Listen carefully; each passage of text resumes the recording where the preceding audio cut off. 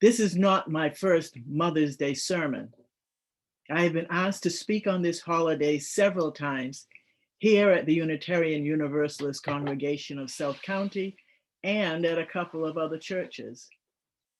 I guess that it is known that I have opinions on pretty much everything. Yet I have no idea what the worship committee had in mind when they asked me to speak on mothering mothers. Did they have in mind my expressing ideas on how to actually support and nurture women who are raising children? And of course, people who have adult children know that some jobs never end, but that would have excluded nearly half of you. Mothering is more than the narrow definition a woman in relation to her child or children. So I chose not to ask the worship committee what they wanted and just pondered the title for several weeks. When people think of Mother's Day, some think of a smiling woman holding a plate of warm cookies in one hand and a glass of cold milk in the other. Some think of loving hugs and gentle tickles or soothing cuddles whenever they are needed. As many people as there are on the planet, there are nearly as many differing images brought to mind by the word mother. Most often, people personalize the word, revisiting their own mental images and their happy, sad, or painful memories. I increasingly broaden my images of mother when I hear the word. The reading from the Reverend Meg Barnhouse, which I just shared, so clearly demonstrates a major part of my idea of mothering. Norm's caring and nurturing instruction and his model of behavior is so motherly.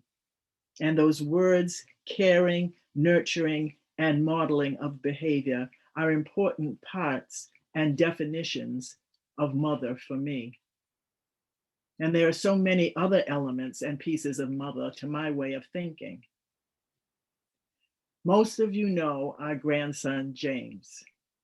James is a lovely, active child, physically and mentally. He is a young man of strong opinions. For a time, James was repeatedly commenting with irritation that I was too fancy. You like things fancy. Often it was when I was reminding him to place his napkin in his lap, or times when I was guiding him and modeling behavior for him.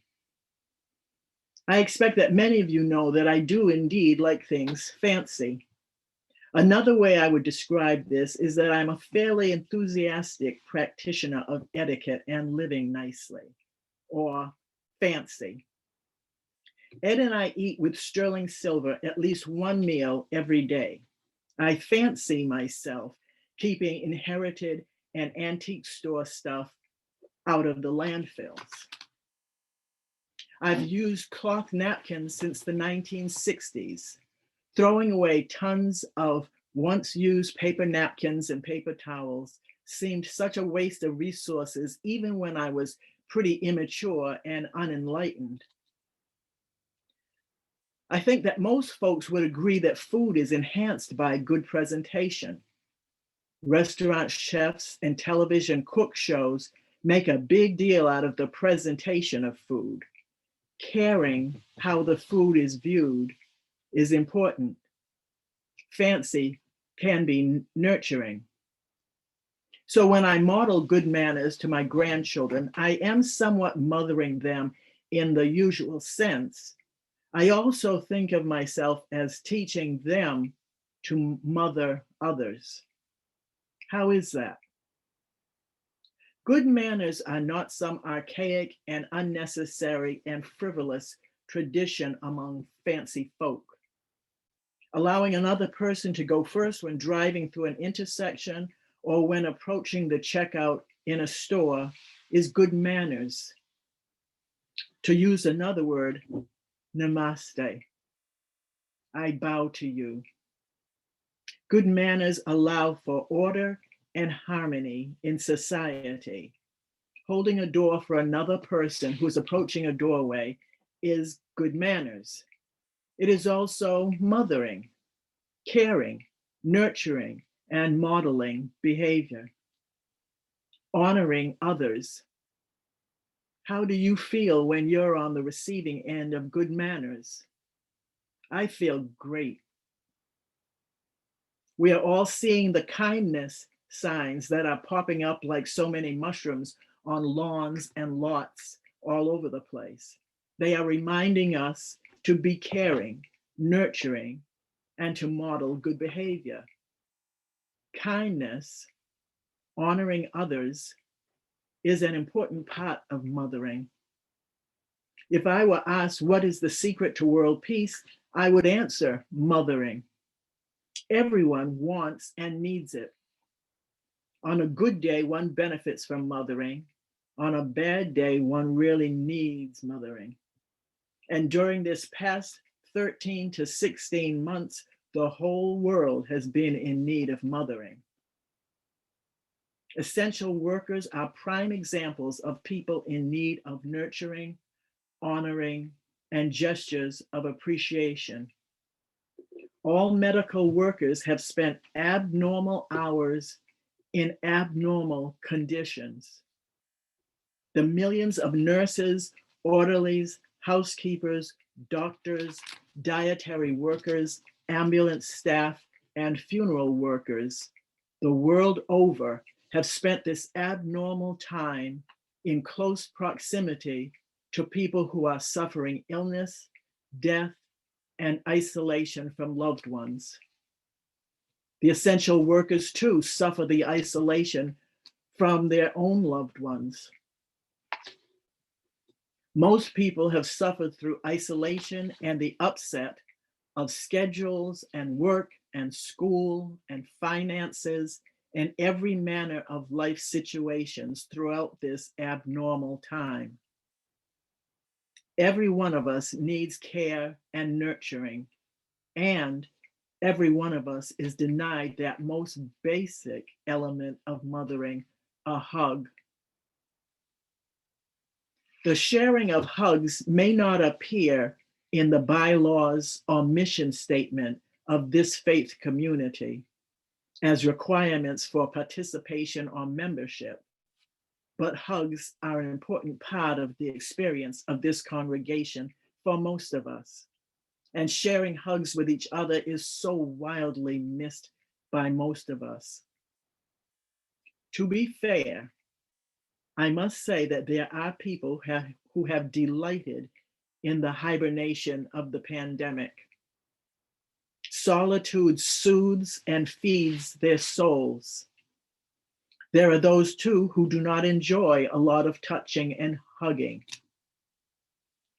That acknowledged, it is a scientific fact that touch is essential to good health. Babies fail to thrive without touch. I believe that we all fail to thrive at any age without touch and social interaction. All of us are suffering in known and unknown ways because of the impact of coronavirus. And then there are the additional stresses, the additional stress of the various forms of terrorism that are occurring throughout the world during this abnormal time. African Americans have lived under the threat of terrorism for all of the years that we've been in this country, and to varying degrees in other countries too. Now, undeniable video demonstrations of this constant stress is bringing into the public square in a way that many of us are yet again hopeful that a change is going to come. At the same time, Asian Americans who have had nearly as bad a history of terrorism and abuse in various places are now terrorized by this ridiculous madness of blaming any and all people of any Asian heritage for an illness that may have started in an area of one single Asian country, the height of fearful evil. Considering all of the fears of difference that cause so much stress and strife in the world, some of which are ageism, genderism, sexism, ableism, sizeism, racism, a lot of mothering is needed. Caring for and nurturing each other will ease the fears that some people have of the other. So much is fear that there is not enough, there will not be enough, there are not enough jobs, not enough toilet paper, not enough food, not enough clean water, not enough love and honoring of each other, not enough trust in each other, not enough safety.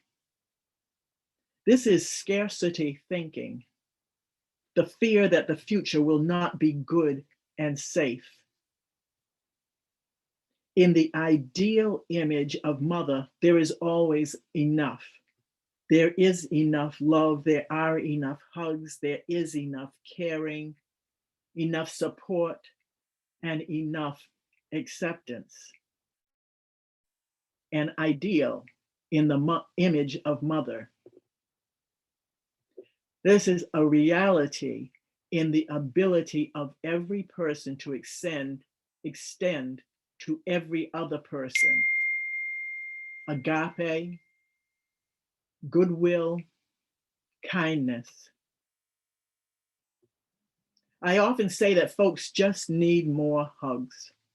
Any person who I see behaving badly in the world, politicians, business leaders, sports coaches, frustrated 2-year-olds, schoolyard bullies, and terrorists, I figure they did not get their hugs when they needed them. The 7 principles of the Unitarian Universalist Association of Congregations say, we affirm the inherent worth and dignity of every person, compassion in human relationships, acceptance of one another, and respect for the interdependent web of all existence. Sounds like a page from a handbook on mothering. What we Unitarian Universalists covenant to promote is another way of saying, go forth and mother one another. Kindness toward each other, love for everyone, agape. Caring for others. Another James story. Early in the spring, James got out and wandered around our backyard where Papa, Ed, had been working last summer and fall. James came upon a fairly large hole, maybe 12 feet in diameter and 5 or 6 feet deep. James, unknown to us, wandered around and gathered orange cones and placed them at the edge of the hole. He cares about others. He takes care of himself and others. He knows how to mother.